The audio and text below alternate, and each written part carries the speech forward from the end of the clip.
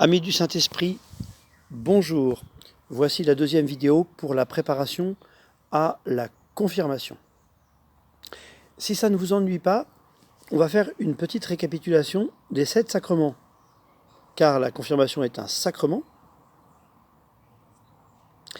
et donc il appartient aux 7 sacrements qu'il importe de bien connaître, non seulement en eux-mêmes, bien sûr, mais aussi il y a un lien entre tous ces sacrements et qui est très important pour vous spécialement, qui vous préparez à la confirmation. Bon, rapidement, baptême, confirmation, Eucharistie, ça ce sont les 3 sacrements de l'initiation chrétienne. Donc ça veut dire que quand vous avez été baptisé et que vous avez fait votre première communion, eh bien votre initiation chrétienne n'était pas terminée. Il manquait encore le 3e sacrement, qui est le sacrement de la confirmation.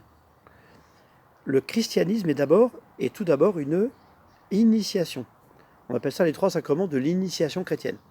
Donc, si par hasard, vous connaissez quelqu'un dans votre entourage qui est baptisé, mais pas encore fait la première communion et pas encore confirmé, ou si vous connaissez quelqu'un qui a fait baptême et première communion, mais pas encore la confirmation, eh bien, il faut d'urgence lui dire de demander la confirmation.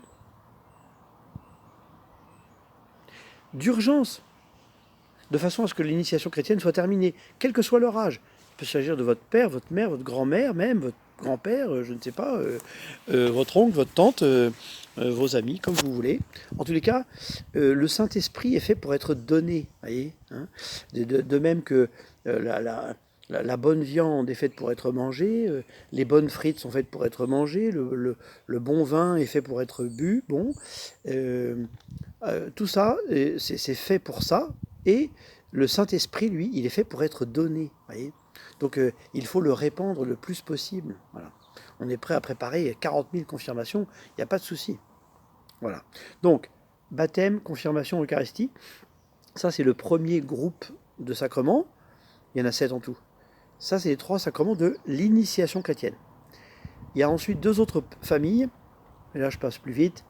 Donc les 2 sacrements qui concernent l'édification de la communauté chrétienne, c'est-à-dire le mariage et l'ordre.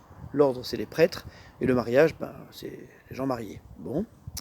L'ordre et le mariage qui structurent la communauté chrétienne. Et puis, la 3e et dernière famille des sacrements, c'est les sacrements de guérison, à savoir le sacrement de la réconciliation, le pardon, dont je vous parlerai dans une autre vidéo, et le sacrement des malades, pour ceux qui sont malades simplement, si je puis dire, ou alors ceux qui ont, à l'approche de la mort et qui ont besoin du secours du Saint-Esprit. Ah, le Saint-Esprit, eh bien, c'est, figurez-vous, le point commun entre les 7 sacrements.